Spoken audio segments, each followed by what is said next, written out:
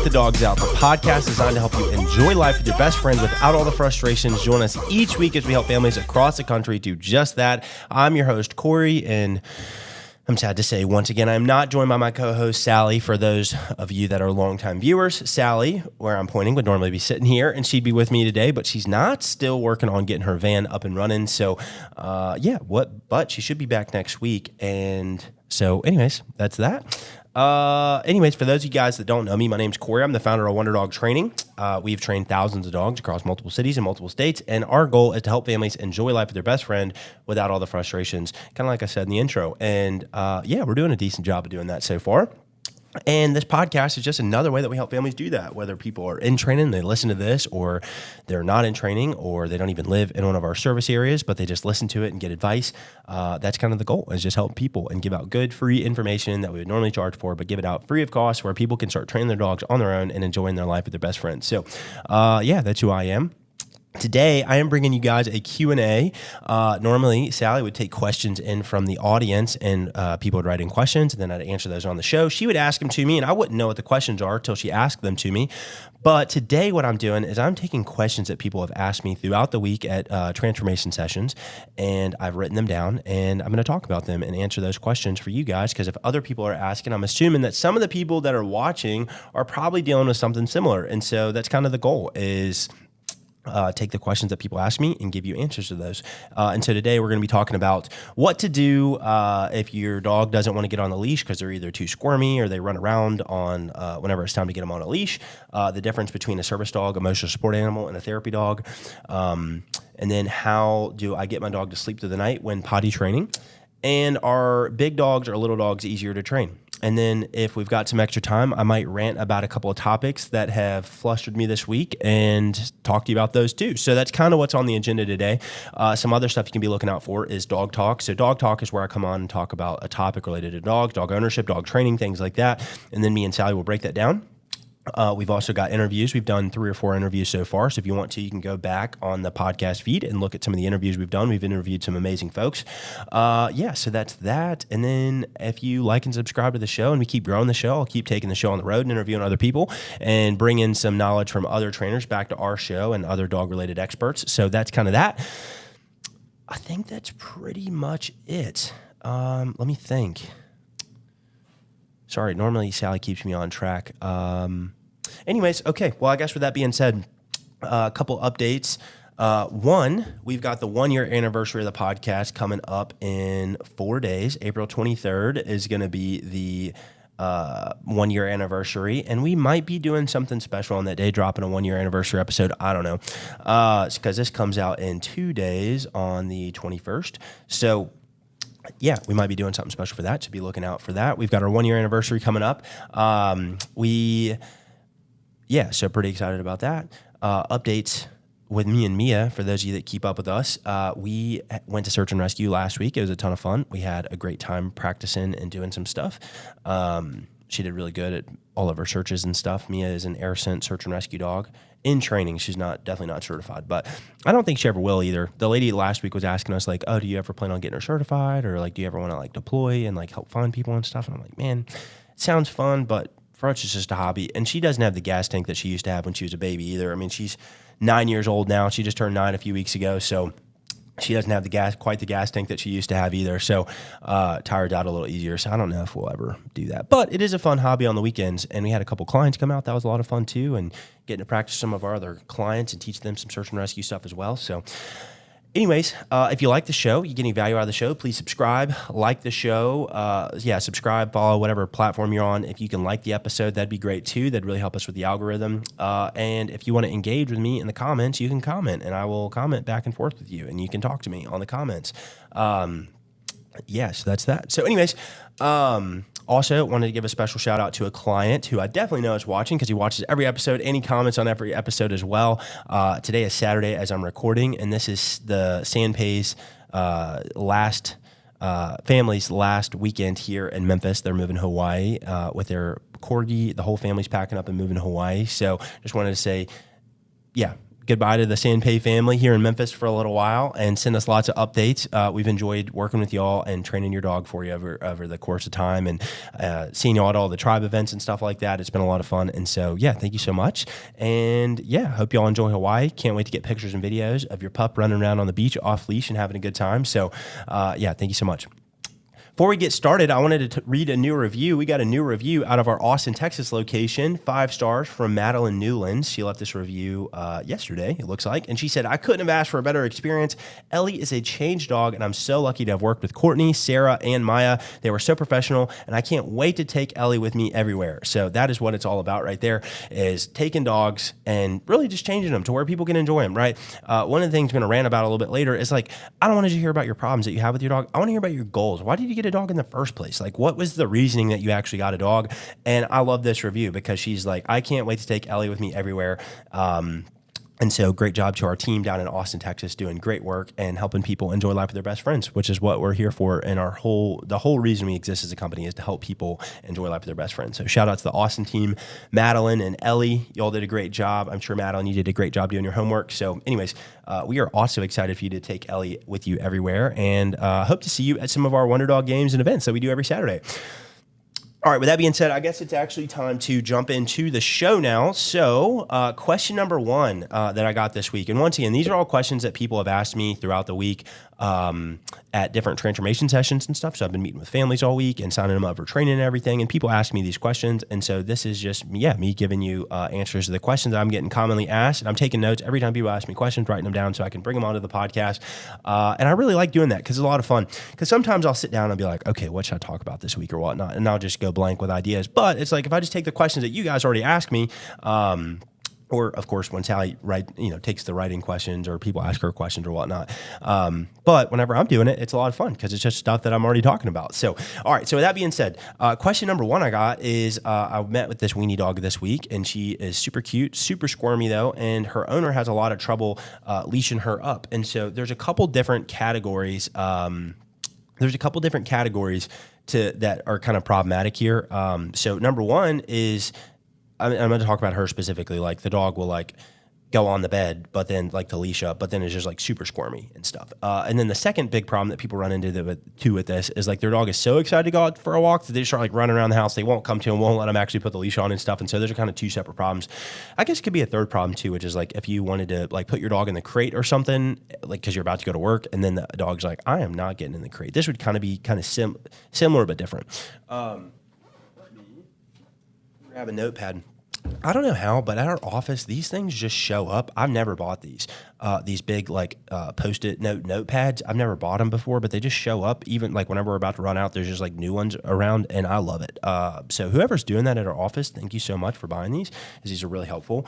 But I've never bought them, and they just show up. But I wanted to write that down real quick. So like we said, so Squirmy won't leash up at all, and then crate when leaving.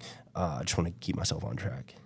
I guess I could use the iPad, but I like writing stuff down. All right, so first things first. So this lady, in her weenie dog, the dog was just really squirmy. So a lot of times what I'll tell people to do, if like your dog's like, I'll start with the first one, is like won't leash up. Like, they're just so excited, they're running around, won't let you actually get a hold of them. That'll fix the second problem, and then that'll help us address the first problem, which is like the squirminess.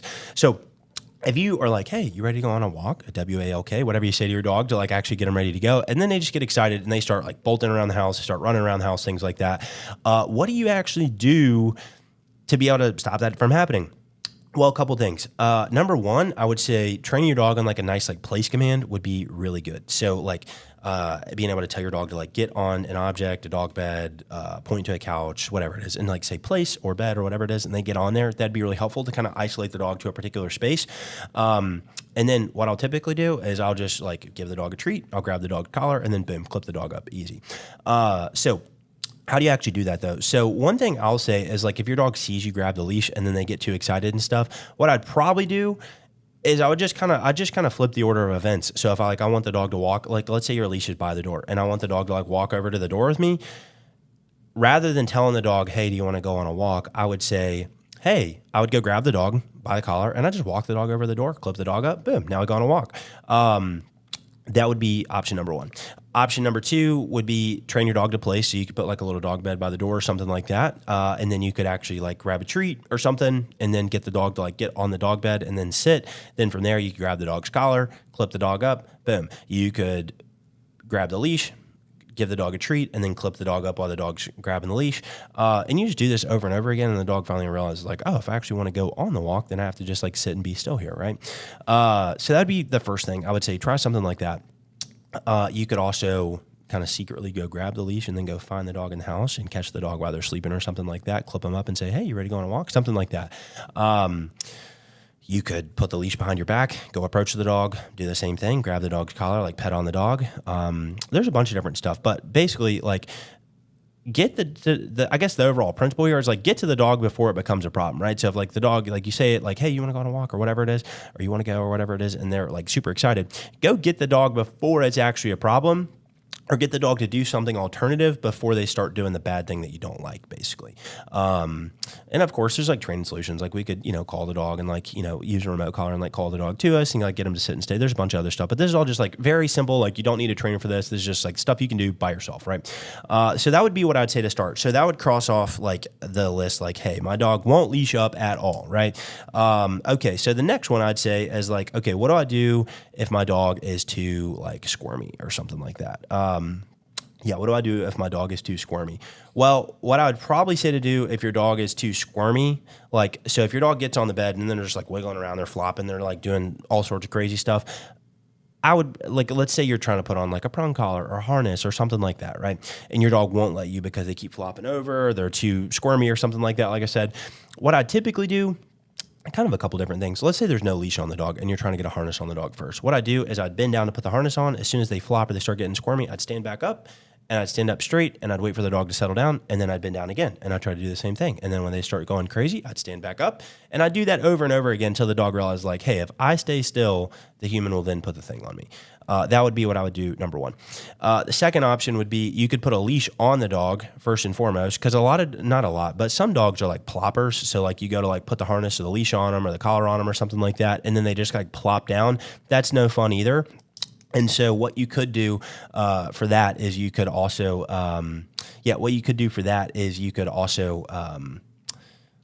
what's it called? Sorry, losing my train of thought here. Yeah, you can put the leash on the dog, then they plop and just like pull the dog back up on their feet. So that's one, it's kind of frustrating, especially if you're trying to put like a prong collar, remote collar on the dog or something like that, and they're kind of like plopping over, or you're trying to put a harness on the dog and they're plopping over.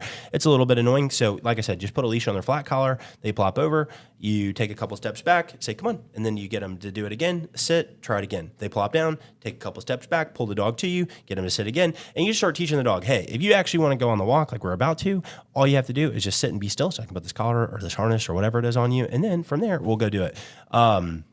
This is just for like a harness and a leash too. If you're putting on something like a little bit more difficult, like a head halter or something like that, where you got to clip up a bunch of stuff, this could be even more difficult.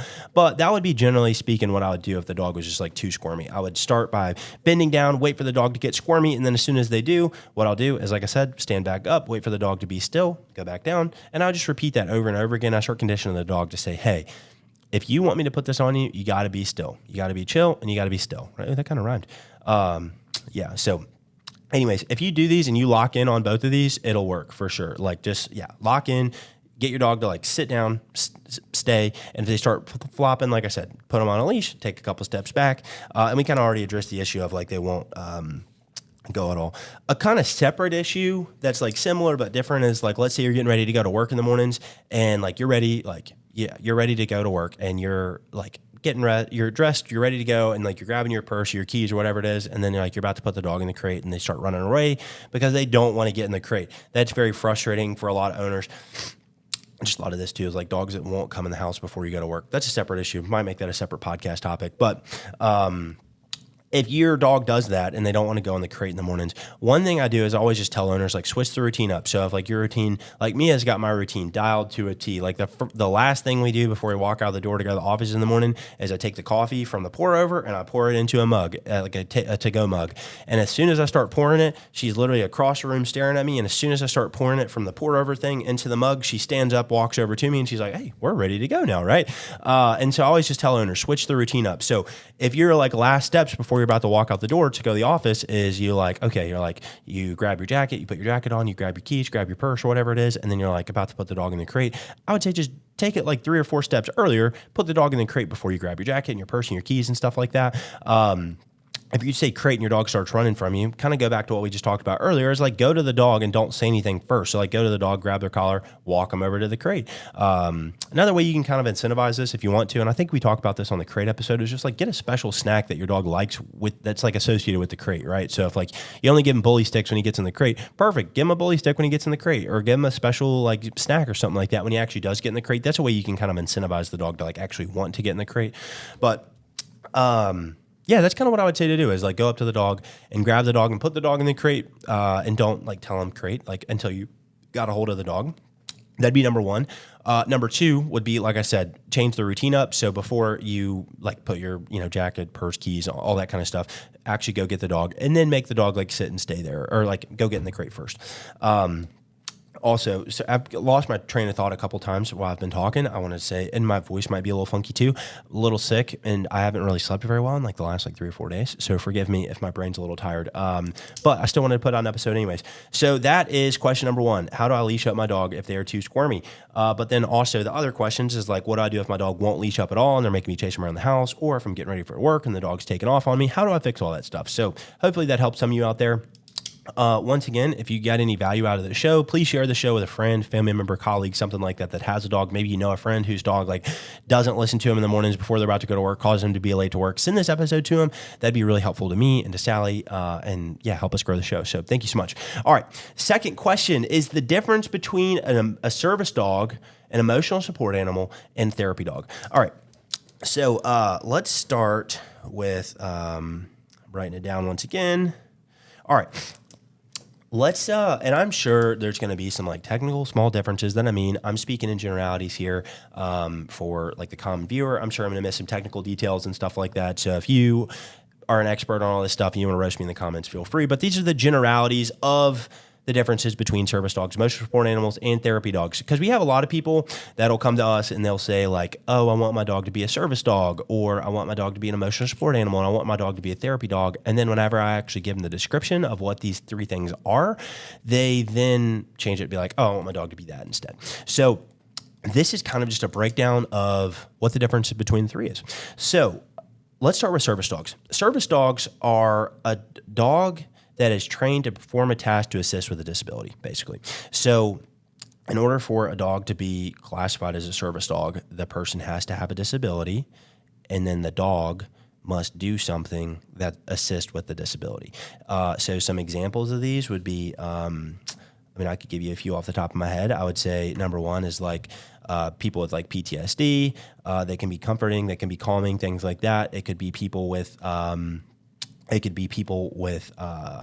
like seizures. The dog can alert you to a seizure, blood sugar, stuff like that. If like your blood sugar is going low, it can kind of alert you before like the thing is. The thing that alerts you of your blood sugar. As you can tell, I'm clearly not very medically savvy. They can help out with like kids with autism, be trained for like kids with autism and stuff like that. They can help kids that have different like medical issues and stuff, and like be like a calming and comforting presence. They can help people in wheelchairs, like if they drop something, open doors, close doors, or cabinets, open and close cabinets, stuff like that. They can do all sorts of stuff. If you're deaf, they can alert you to sounds and noises. You can have a CNI dog, things like that. So there's a bunch of different like categories of like service dogs, right? Yeah, so there's a bunch of different like categories of service dogs. I'll say like so a service dog, once again, it's a dog. It's the classified as a service dog. The person has a disability that a dog could assist with, and then for a service dog to be legit, they have to be trained to perform a task to assist with a disability. So that's pretty much that. One thing too, I was going to say is like, there's not really like an official, like you don't have to have like some sort of official like vest or certificate or something like that. The dog just has to be trained to perform a task to assist with a disability. This is my understanding. The dog doesn't have to have like an official like certification or something like that, or an official vest with a patch or something. Like you see a lot of service dogs. I'm sure that helps, but it's not necessary. Yeah, that's pretty much it. I was going to say, service dogs, another thing that benefit about service dogs, they're allowed everywhere that people are. So you can bring your dog everywhere, on planes, to restaurants, stuff like that, where dogs normally would not be allowed. You can bring them because they assist with your disability. And so they have all the same rights as like a person with like disabilities does. They can go everywhere. That's pretty much the big ones. I will say one thing to add into service dogs is like what service dogs are not. Service dogs are not just your dog that you want to bring everywhere with you. So I would say if you have an actual disability that your dog would assist with, that would classify you, and then your dog is then therefore trained to perform a task to assist with the disability. That would then classify your dog as a service dog. If you just really love your dog and you want to take him to Walmart with you, that is not a service dog. If you fake it, that is also not a service dog. Like, oh, you call your dog a service dog just because you want to bring him everywhere with you. That's not cool, and that really like hurts people that actually do have service dogs and that whose dogs actually like do perform a task to assist with the disability. That kind of like hurts them. If your dog is untrained, like you've got a dog that is a service dog and it's untrained, it pulls, it's reactive, things like that. I'm not going to go so far as to say that it's not a service dog, but you should definitely get your dog better trained because once again, it's like going to hurt people who have like actually well-trained dogs that are like service dogs and stuff like that.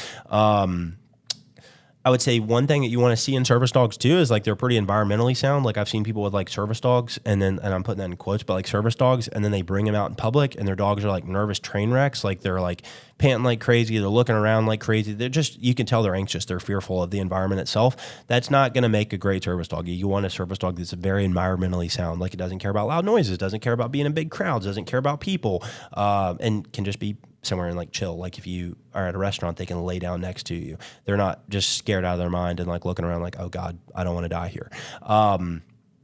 Yeah. So that would be kind of another thing for a service dog too, is like actually is trained. And if you've got a service dog and it's not well trained, hire a trainer, fix it. But if your dog like is like a diabetic alert dog or something like that, and you take it to Walmart with you and it's like pulling all over the place and it's barking at people and stuff like that, it might technically perform a task to assist with a disability, but like it looking bad in public is like not only gonna like make people judge you, but it's also gonna make people judge other people. This is a topic that people get pretty heated about, but whatever. Anyways, that's it. Service dogs. Emotional support animals. Emotional support animals are dogs that make you feel better. So like it's your own dog that makes you feel better, basically. So as the title suggests, it emotionally supports you, right? I mean, I kind of think like most dogs are emotional support animals. They might not have like the actual label that it's an emotional support animal, but like pretty much every person that owns a dog, their dog makes them feel better to some degree. If you're pre-training with us, your dog might make you feel stressed and anxious about certain things. But for the most part, people's dogs make them feel better. Like they like dogs. That's why we have dogs, right? Like there's actually like studies that say like petting dogs like calms people down, right? Or petting your own dog, I guess. So typically the big benefit of this is like if you've got like an apartment complex that like, and this is once again my general understanding of this. I'm not an expert on this by any means, but typically the big benefit here is like you're going to be able to like if you are trying to move into like an apartment complex that doesn't take dogs, I think they have to take the dog. Same thing with service dogs, of course. They have to take the dog, and they might not be able to charge you a pet fee if your dog's an emotional support animal.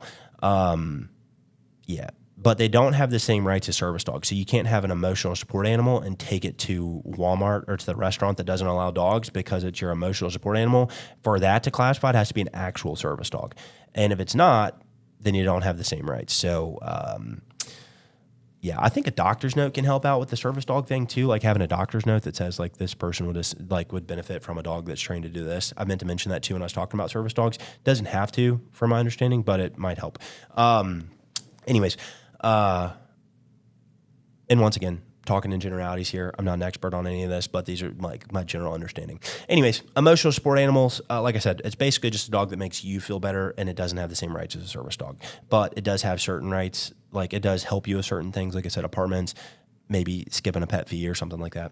And then therapy dogs, lastly, our therapy dogs are dogs that make other people feel better. So this would be like you having a dog that's a therapy dog, and you can use therapy dogs for all sorts of stuff. You can go to old folks' homes, you can go to hospitals, you can like have dogs like sit. I've heard of people that have therapy dogs that like sit in court with people. So if it's like a victim and they've got to like confront their accuser on the stand or whatnot, they might have a therapy dog like laying down under their feet or something like that. So therapy dogs are just dogs that take the mind off of like whatever's going on and they put it onto the dog basically. And so it makes other people feel better. Typically, the dogs that you're going to see are like doing this are going to be like, I would say, one, very environmentally sound, so they can go lots of places. They're not really bothered by like dogs, people, noises, big crowds, things like that, right? They're not bothered by that stuff. They're just chill. And then they love people, clearly, naturally. They love people. They love other people, not just you.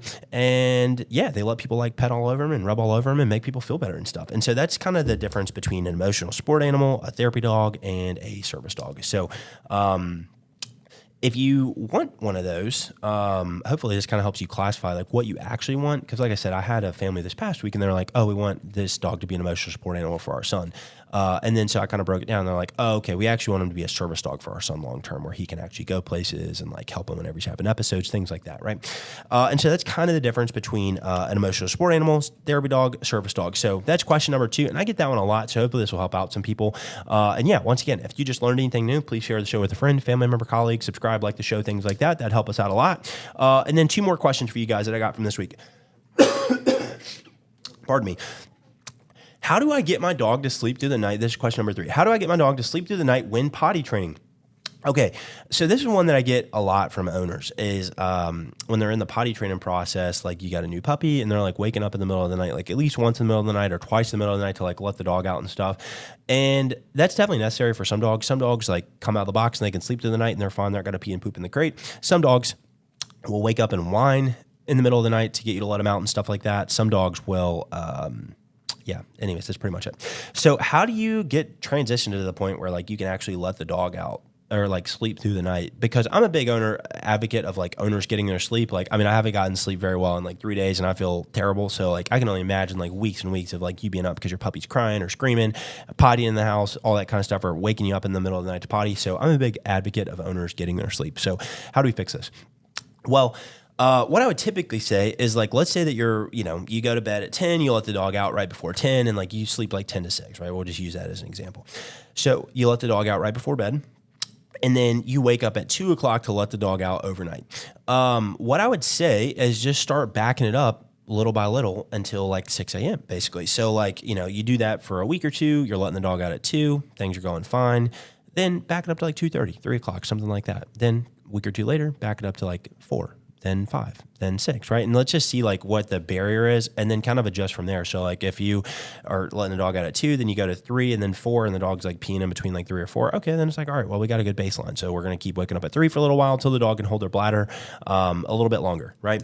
So that'd be what I'd say first is like just start like expanding out the difference. Another one, so that would be the big one is just like start backing it up slowly over time. The one that I got specifically this week is like the dog will wake up and like walk on the bed and like step on the owners and stuff. And it's like easier to just let the dog out than ignore the dog.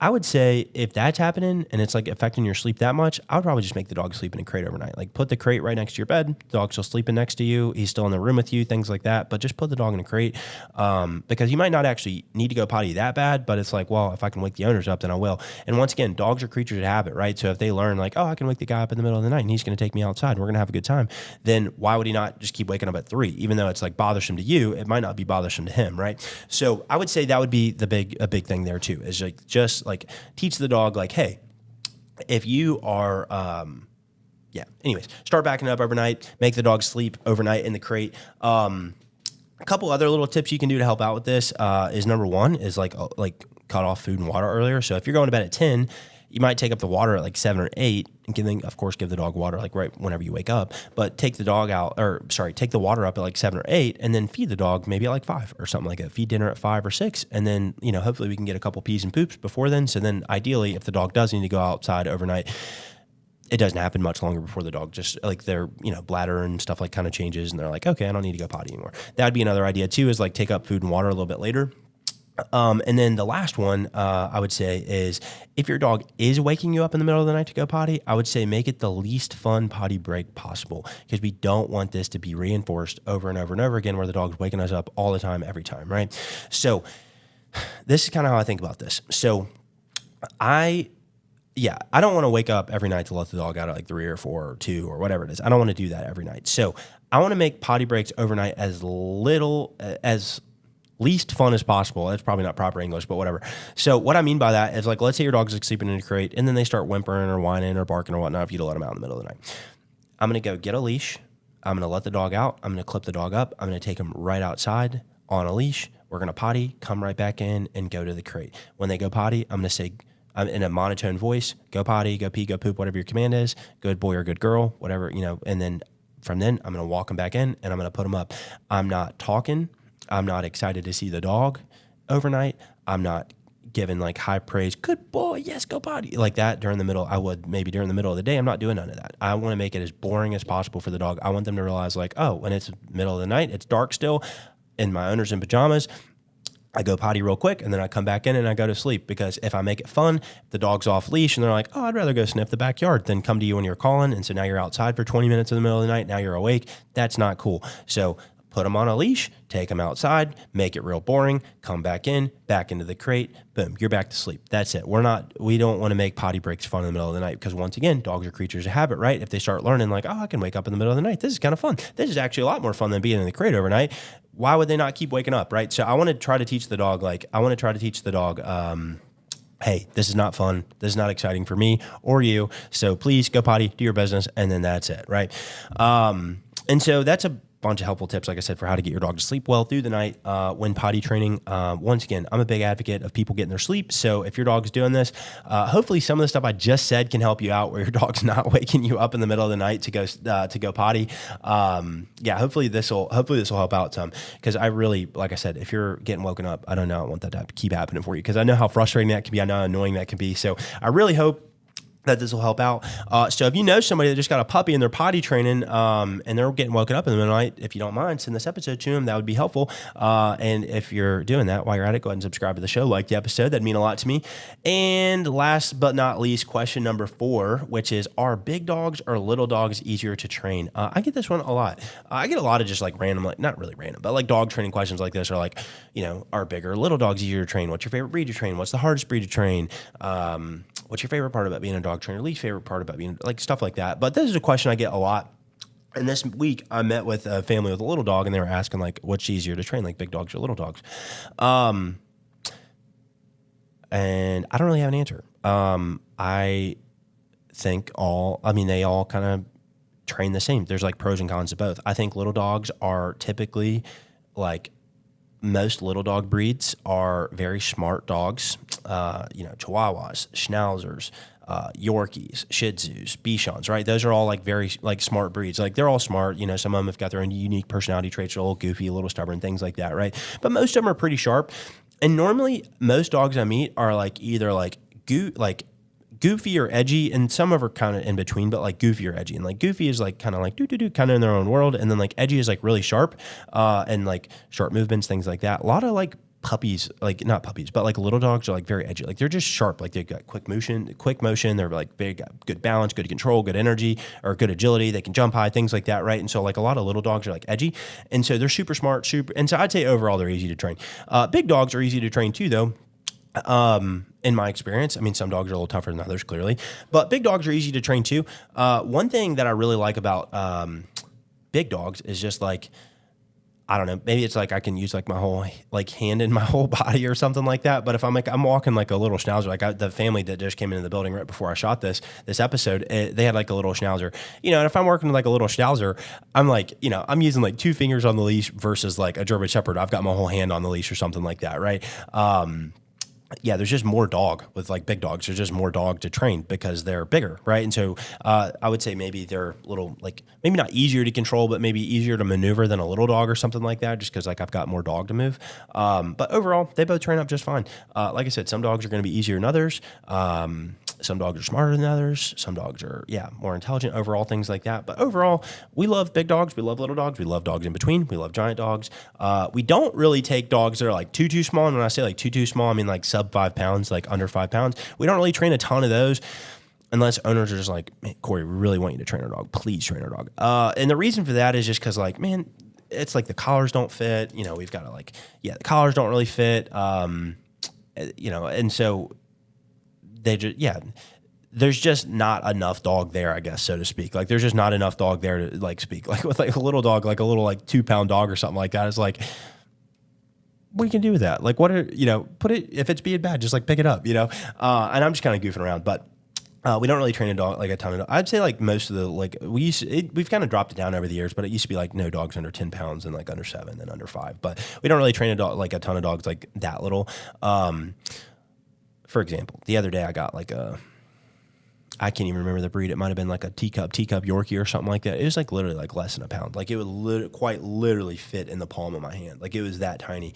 And they were talking to me about training and like potty training and stuff like that. And I was like, guys, like I'd love to sell you training, but like I'd have to use like a piece of twine to like make a leash and a collar for this dog. Like you can't even buy anything that fits. She had bought like this like little she had bought like this little harness for the dog and stuff. And I'm like, no, you need to buy like a guinea pig harness for this dog. Not even like sometimes with little dogs, I'll tell people like, oh, hey, like if you can't find a collar, like go check the cat section. Cause like cat collars are a lot smaller than like the smallest dog collars sometimes. Right. But like this dog would need like a little like guinea pig collar or leash or something like that. Or not guinea pig, like a hamster. That's what I meant to say. But yeah, if you're going to train a dog like that tiny, it's like, one, no collars or leashes are going to fit on the dog. And it's like, the problems that that you're going to have are going to be like, typically in my experience, you're going to be like potty training. They're not really letting the dog off leash very much anyway. So like, there's no point in like off leash training. They don't really walk the dog on a leash a ton. And so it's going to be more like potty training and stuff. And it's like, well, if that's the case, let me just give you like my potty training stuff and you just train your dog yourself and save some money. Right. Anyways. So overall, big dogs and little dogs, they train the same. There's pros and cons to both, I guess, but we love all dogs. So that's pretty much it. So yeah. If you got any questions that you want me to answer, you can comment them down below, or you can send them to my co-host who is not here today, Sally at wonderdogtraining.com, and you can send those questions in, and I'm happy to answer those questions on the show. If you've got any questions, commentary, etc., about what I've talked about today, you can drop that down below as well. I'd love to talk to you in the comments. Yes, that's pretty much it. That's the topics that I've got. And I've got a couple little rants too. Where we at? We had 36 minutes. All right, we'll go a little longer. All right, so a couple things that have been on my mind recently that I wanted to talk about. And this kind of goes with my little bit of a rant last week. And my rant last week was about like picking a dog that matches your lifestyle, right? Like if you have a dog that's like super energetic and you're super lazy, it's like, it's not a great matchup, right? Like you don't like, and the reason it's not a great matchup is because it's like your dog's energy level is causing the problem, right? Like if you're not getting your dog's energy out in a productive way, exercise, mental stimulation, training, things like that, it's like, yeah, of course it's going to be a nightmare, right? And that's actually kind of one of the things I have on my topic today or the Corey rant was like, people be like, Corey, my dog doesn't listen. Corey, my dog's so hyper. And my like kind of general answer is like, let's assume too that like you're paired up with like a good dog, right? So like energy levels like fine, like you're, it's like it matches, right? Like you're semi-active, you got a semi-active dog, things like that. But let me tie a bow on what I was saying. Last week, it was more like, okay, if you got like a super hyper dog though, and like you're like, elderly or you're lazy and don't want to do anything with the dog, there's nothing wrong with that. It's just like pick a dog that's like I don't want to just train your dog to like not do stuff because it annoys you, right? Like I don't want to just train your dog to like not jump and like not bark because it's like got too much energy and you don't want to do anything about it, right? I want to like help people that like, it's like kind of two things. It's like the two things I had on my list today is like talking about people who say like, Corey, my dog doesn't listen, it's so hyper. And it's like, yeah, think about it from the dog's point of view. And the second one was like, tell me about your goals, not just your problems, right? Like that review I read to you, like clicking back on it, it's like the last sentence says, they were so professional, I can't wait to take Ellie with me everywhere. It's like, yeah, let me solve your problems, help you get to your goals rather than just like solving the problem for the problem's sake. I guess that's kind of the point. So this one family this week, they're like, Corey, overall, they're like, yeah, my dog it doesn't listen. It's so hyper. And it's like, yeah, think about it from the dog's point of view though. Like if you've got a 6-month-old dog, it's a puppy. Like, and to be fair, I'm not even saying like you need to be a training expert or anything like that, but you've done nothing with it. You've set no rules, no manners, no boundaries, no nothing. You're not exercising the dog and stuff. Of course it's not going to listen. Of course it's going to be hyper. Why would it not be? If you've got a dog, you need to set out time daily to like exercise the dog, walk around the dog, play fetch with the dog, give the dog's brain something to do, buy some feeder bowl toys, get it some puzzle toys, make it work for its food. That's like stuff that like doesn't take a bunch of time or attention. Yeah, train the dog. Let's set some rules and some manners and boundaries for the house. Like, hey, yeah, you don't go out the front door unless you're told to go out the front door. You don't get on the couch unless you're told to get on the couch. When we walk nice. Like we're not pulling. If you're gonna walk a heel, you're walking a heel. If you're walking ahead of me, you're not pulling on me. When I say come, I mean it the first time, right? Like set rules and boundaries and stuff like that. But like you can't just expect your dog that's 6 months old, that's like a little like pity mix puppy or something like that, to just be like, oh yeah, it's just hyper and it doesn't listen. Of course it doesn't. Think about it from the dog's point of view. And then like I'll make people's dog like sit down and like be still next to me for like a little bit, or like I'll just put the dog on a leash to just like calm the dog down, and people are like, oh wow, that's amazing, I can't believe that. Well, yeah, it's like we're making the dog do something. And it's like if it has never been forced to do anything or it's never been like made to do anything before, it's like, yeah, why would it listen to you? Because if you don't have a standard, you don't make it listen, you tell it to do something and it just doesn't. And it's like, yeah, why would I do that? I don't want to do that. What I'm doing is way more fun than what you want me to do. Of course, it's not going to listen. And so overall, it's like, just the three things that we ask people to do: train your dog 20 minutes a day, exercise your dog every single day, and mentally and physically, basically. Well, I guess it's two things, but the second one kind of splits off into two. Like, yeah, train your dog, what to do, what not to do. And that's just like, and it's like, and I think I talked about this in the last episode. Like, you don't have to do that forever. It's like, once the dog's trained, then you just live to the rules and manners that you have. So it's like, yeah, when we walk on a leash, we're walking nice, we're walking a heel, we're coming in when called the first time, like we're waiting at the door, we're not jumping on people when they come in, right? We're not setting out time every day to train the dog, but it's like, we're just sticking with the rules that we have, which is, kind of training. Like if we're on a walk, yeah, like loose leash walking is technically training if you're keeping up with it, right? And then the second one is like, well, this kind of comes from like my general answer of like what makes a trained dog. It's like, well, training, stimulation, and then maturity. And the third one is like we don't have any control over like how old the dog is, right? Like and how fast the dog matures, because dogs like mature at like different levels at different ages and stuff. But the training piece, yeah, we can set out 20 minutes a day. We can train the dog and then give the dog stimulation, like, and that splits off into two categories: mental and physical, right? So mental, of course, or physical rather, is like physical exercise, right? It's like helping your dog like get all that excess energy out, right? Because like people come to me and they'll say like, oh, my dog like has nighttime zoomies or the witching hour or whatnot, especially with like puppies where they're just like gnawing on you and biting on you and going crazy and getting into stuff they're not supposed to. And it's like, yeah, that's typically going to be a result of like excess energy, right? Like not giving the dog enough exercise. And then even if you do exercise your dog, you might still have like a little bit of a witching hour, but it's typically going to come from like not exercising the dog and not giving the dog's brain something to do. And so they got all this excess energy and it's like, oh, let me tear some shit up. Yeah. So anyways, so mental and physical, mental and physical. So physical, of course, exercise your dog, walk your dog, run your dog, play fetch with your dog, take your dog swimming, something like that, right? Get the dog's physical energy out, right? Then mental is, of course, like I said, giving your dog's brain something to do. This could be interactive toys they can play with by themselves. This could be feeder bowl toys that make them work for their food, puzzle toys that make them work for their food. Could be training them on something new, tons of different stuff. And just look up like mental stimulation activities for dogs on YouTube and you'll find endless opportunities to do that. But that's pretty much it. It's like, those are like the two biggest things that are going to like make you see an immediate difference is like training your dog 20 minutes a day and then giving your dog's like body and brain something to do. That'll make a huge difference. But if you don't do those things, yeah, of course, think about it from the dog's point of view. They've never been trained to do anything. They have no rules, no boundaries, no manners, no standards. They're not getting exercise properly. Their brain's not getting worked out, things like that. And so it's, of course, yeah, they're going to do terrible stuff and they're going to chew up your couch or they're going to jump on your guests or they're going to bolt out the door or they're not going to come when called when you call them because you're not making them, right? Things like that, right? And so that's kind of the big idea is like, think about things from the dog's point of view in that sense. And then the second thing I wanted to kind of rant about today too is like, tell me about your training goals, not just your training problems. Clearly, I've got to solve some of your training problems. If your dog jumps, it pulls, it doesn't come in called, it bolts out the door, it eats off the counter, right? Those are all clearly problems, right?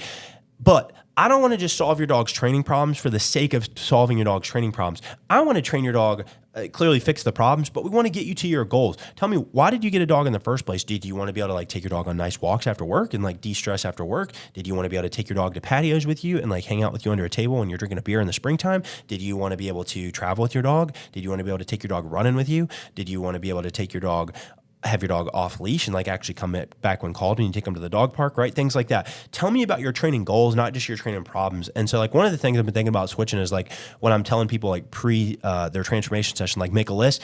I don't want just a list of your big problem behaviors. Like, sure, tell me those too, but tell me your goals. Like, what was the whole reason you got a dog in the first place, right? Like, I want to help you solve your problems as a result to get to your goals. And like, once again, that review that we got, that last sentence, they were so professional. I can't wait to take Ellen with me everywhere. It's like, we solved her problems so she could take her dog everywhere, right? Like that's kind of what I'm talking about here. It's like, tell me your goals, not just your problems. Why did you get a dog in the first place, right? Like a lot of people want to get a dog for a companion or a protector or like make him like feel better or be a guard dog or something like that, right? And a lot of times the problems that people face with their dogs stand in the way of getting them to their goals, but it's becoming, I don't know, increasingly frustrating when it's like people just come to me and they're like, oh yeah, he jumps, he pulls, he doesn't come when he's called, he eats off the counter, he does this and that. But then I ask them like what their training goals are and it's like, oh, I just want them to listen. It's like, okay, yeah, sure. But like what else? Like, what else? Did you want like a dog to like ride around with you in the truck on Sunday? Because that sounds like a lot of fun, right? Like stuff like that. So don't just tell me your problems because I don't want to just solve your problems for the sake of solving your problems. I know I have to. I want to solve your problems to help you get to your goals. And so, and if you don't have training goals, like solving a problem, sure, that is a goal. But like, solve your problem with the intention of like, what's the outcome of solving the problem? Okay, so if it's like jumping, well, I don't want my dog to jump on me, on people because, well, people don't want to come over as much, and then I won't be able to entertain people as much, or my family doesn't want to come over, my friends don't want to come over because my dog's annoying them and being annoying to them and stuff like that. So what is, okay, so yeah, the jump into the problem. But the goal of that is like, hey, I want to be able to bring friends and family members over to my house, and I want my dog to be I want them to enjoy my dog as much as I enjoy my dog without all the jumping and stuff like that, right? That is what I'm talking about. Like, what's the outcome of the problem? Yeah, my dog pulls on the leash. Okay, got it. Yeah, nobody likes your dog pulling on the leash. That's not a fun way to walk your dog. Why do you want your dog to stop pulling on you? Well, I work a stressful job, and after I get home from work, I'd really love to be able to take the dog on a walk and just like kind of de-stress and decompress after work and like take the dog on a walk. But right now, walking him currently stresses me out because every time I take him on a walk, he's just pulling, he's sniffing all over the place, he's crisscrossing. Sometimes he doesn't want to walk. Like if we're headed home, he doesn't want to walk. And so I really just want to be able to take my dog on nice walks so I can de-stress after work, and it'll be like a good way for him to get his energy out and me to get my excess energy out and stuff like that, right? That's a lot different than like, oh yeah, my dog just pulls on a leash and I'm like, I'm tired of him pulling on a leash. It's like, tell me your goals, not just your problems. Anyways, rant over. Once again, pardon me for being a little sniffly and a little sick. So that's the episode for today. So today we covered a lot of ground today. We covered how to leash your dog up if they're too squirmy or won't leash up at all. We talked about the difference between service dogs, emotional support animals, and therapy dogs, how to potty train your dog overnight so they're not waking you up overnight every night. And then we talked about are big dogs or little dogs easier to train. And then on this episode of Corey Ranch, we talked about why your dog doesn't listen, why your dog's too hyper, and how to actually fix that. And then we also talked about come up with your training goals, fix your training problems, and give me your training goals. Like, why did you get a dog in the first place? Like, what are your goals? And it's bigger than just solving the problem if my dog pulls or doesn't come in called, right? And so that's what we covered on this episode. If you found this helpful, once again, if you would not mind sharing the show with a friend, family member, colleague, that would mean the world to us. It only takes a second to like the show, subscribe to the show, blast the link off to somebody. But it mean the world to me because we spend time every week doing this, and I want to help people. My goal is like my intentions here are very genuine and they're very pure. I want to help people enjoy life with their best friends without all the frustrations. I love Mia, my dog, so much. She's quite literally the dog in our logo. Yeah, we don't have the logo on the podcast logo, but she's literally the dog in the logo. I love her so much, and I get to enjoy her every single day, and she's great. And I want you to enjoy your dog the same way, and I want your friends and family members and neighbors and colleagues and stuff like that to enjoy their dogs the same way. So anyways, if you don't mind liking the show, subscribing to the show, sharing it with a friend or family member, that'd mean the world to me, just so that way we can help grow the show and get it bigger and like really get this out to more people. And as we do, I'll continue to take the show on the road, talk to more people, interview more dog-related experts and trainers and stuff like that. So all that being said, thank you so much for listening. It's hanging out with me till the end. Be looking for Sally to come back next week. We're going to get some episodes banked so that way we can drop some episodes with Miss Sally back on the show as well. So be looking for that. Yeah, and that's pretty much it. I hope y'all have a great weekend. I recorded this on Saturday, and this will be out on Monday, the day after Easter. But I hope you and your family had a great Easter. And I hope y'all got to remember the reason that we celebrate Easter in the first place, which is our Lord and Savior. So anyways, that's it. Thank you guys. Talk to y'all later. Bye.